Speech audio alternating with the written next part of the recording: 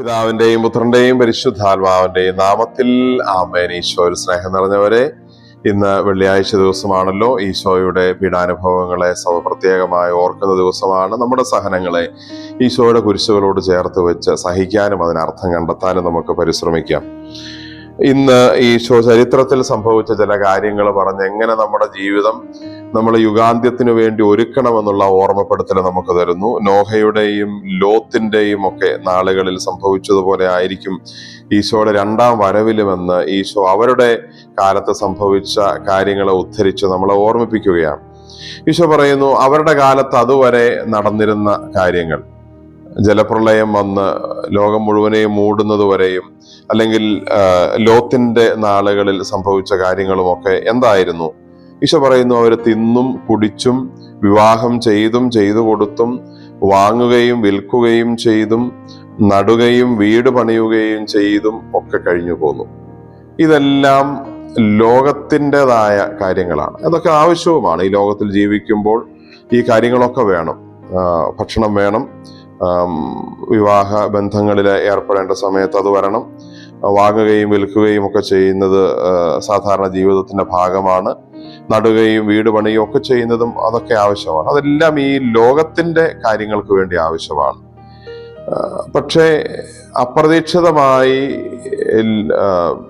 നോഹയുടെ കാലത്ത് വെള്ളപ്പൊക്കം ഉണ്ടായപ്പോൾ ആളുകൾ അവരുടെ ലോകത്തിന്റെ കാര്യങ്ങളിൽ മാത്രമായി പോയി അവരുടെ ശ്രദ്ധ. അതിലേക്ക് മാത്രം മുഴുവൻ മനസ്സും പോയതുകൊണ്ട് അവർക്ക് ആത്മീയമായ കാര്യത്തിന് അല്ലെങ്കിൽ ദൈവത്തെക്കുറിച്ചുള്ള ചിന്തയിലും സന്മാർഗത്തിലും ഒന്നും ജീവിക്കാൻ പറ്റാതെ പോയതുകൊണ്ട് അവർക്ക് ശിക്ഷയും നാശവും ഒക്കെ നേരിടേണ്ടി വന്നു. അപ്രകാരം ഒരു വിധി നമ്മളെ തേടി വരരുത്. അതുകൊണ്ട് നമ്മൾ ഈ ഭൂമിയിലായിരിക്കുമ്പോൾ തന്നെ, ഈ ഭൂമിയുടെ കാര്യങ്ങളിൽ ഇടപെട്ട് ഇവിടെ ജീവിക്കുമ്പോൾ തന്നെ നമ്മൾ സ്വർഗത്തെക്കുറിച്ചുള്ള ചിന്ത കൂടി മനസ്സിൽ കൊണ്ടു നടക്കണമെന്ന് ഈശോ ഓർമ്മിപ്പിക്കുന്നു. അപ്രതീക്ഷിതമായി വരുന്ന അന്ത്യദിനത്തിൽ പെട്ടെന്ന് ഒരു ഒരുക്കം സാധ്യമല്ലെന്നും ജീവിതത്തിന്റെ ഓരോ നിമിഷവും ഈശോയുടെ വരവിന് വേണ്ടി, രണ്ടാം വരവിന് വേണ്ടി ഉള്ള ഒരുക്കത്തിനുള്ള ഒരു അവസരം ദൈവം നമുക്ക് തരുന്നതാണെന്നും ഈശോ നമ്മളെ ഓർമ്മിപ്പിക്കുകയാണ്. വിധി വരുമ്പോൾ ഈശോ പറയുന്നു, വിധി വരുമ്പോൾ രണ്ടുപേർ പുരമുകളിലായിരിക്കും, ഒരാൾ എടുക്കപ്പെടും, മറ്റേയാൾ അവശേഷിക്കും. രണ്ടുപേർ വയലിലായിരിക്കും, ഒരാൾ എടുക്കപ്പെടും, മറ്റേയാൾ അവശേഷിക്കും.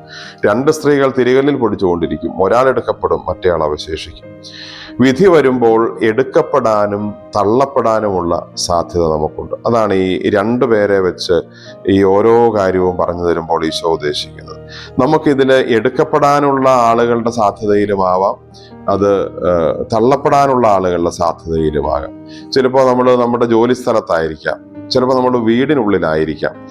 എവിടെയായിരുന്നാലും നമ്മൾ സ്വീകരിക്കപ്പെടണമോ തള്ളപ്പെടണമോ എന്നുള്ളത് നമ്മുടെ തന്നെ തീരുമാനത്തിന്റെ ഭാഗമായിട്ട് വരുന്നതാണ്. നമ്മുടെ വിധി നമ്മൾ തന്നെയാണ് തീരുമാനിക്കുന്നത്. കാരണം ഈ ഭൂമിയിൽ എങ്ങനെ ജീവിക്കുന്നു എന്നുള്ളതനുസരിച്ചാണ് നമുക്കുള്ള വിധി ദൈവം തരാൻ പോകുന്നത്.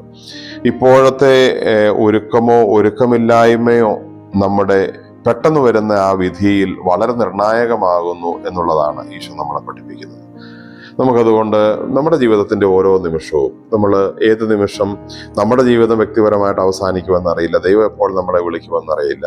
എങ്കിലും എപ്പോൾ വിളിക്കപ്പെട്ടാലും എപ്പോൾ ഈശോ നമ്മളെ സന്ദർശിച്ചാലും ഒരുക്കമുള്ളവരായിരിക്കാനുള്ള വലിയൊരു ഓർമ്മപ്പെടുത്തൽ, അതിനനുസരിച്ച് നമ്മുടെ ആത്മാവിന്റെ വിശുദ്ധി കാത്തു സൂക്ഷിക്കണമെന്നും അതിനെ നഷ്ടപ്പെടുത്തുന്നതൊന്നും നമ്മളിൽ നിന്ന് ഉണ്ടാകരുതെന്ന് വിചാരത്തിലോ വാക്കിലോ പ്രവർത്തനത്തിലോ ഉണ്ടാകാതെ വിശുദ്ധരായി ഓരോ നിമിഷവും ജീവിക്കണമെന്ന് ഈശോ നമ്മളെ ഓർമ്മിപ്പിക്കുന്നു. നമുക്ക് പ്രാർത്ഥിക്കാം. കർത്താവായ ഈശോയെ, ഞങ്ങൾ അങ്ങേ ആരാധിക്കുന്നു, സ്തുതിക്കുന്നു, നന്ദി പറയുന്നു. ഞങ്ങളുടെ ഈ ഭൂമിയിലെ ജീവിതം ഓരോ നിമിഷവും അത് ഈ ഭൂമിയുടെ ഇഷ്ടത്തിനനുസരിച്ച് ജീവിക്കാനുള്ളതല്ല, അങ്ങയുടെ ഇഷ്ടത്തിനും സ്വർഗരാജ്യത്തിനും ചേർന്ന രീതിയിൽ ജീവിക്കാനും അതിന് ഒരുങ്ങാനുമുള്ള അവസരമാണെന്ന് ഞങ്ങൾക്ക് ബോധ്യം തരുന്നല്ലോ. ആ ബോധ്യം ആഴത്തിൽ ഹൃദയത്തിൽ സ്വീകരിക്കാനും അതനുസരിച്ച് എല്ലാ സമയവും വിശുദ്ധിയിലായിരിക്കുവാനും ഞങ്ങളെ സഹായിക്കണമേ. നമ്മുടെ കർത്താവ് ഈശോ മിശിഹായുടെ കൃപയും പിതാവായ ദൈവത്തിന്റെ സ്നേഹവും പരിശുദ്ധാത്മാവിന്റെ സഹവാസവും നാം എല്ലാവരോടും കൂടെ ഉണ്ടായിരിക്കട്ടെ, ഇപ്പോഴും എപ്പോഴും എന്നേക്കും. ആമേൻ. ഈശോ മിശിഹായ്ക്ക് സ്തുതിയായിരിക്കും.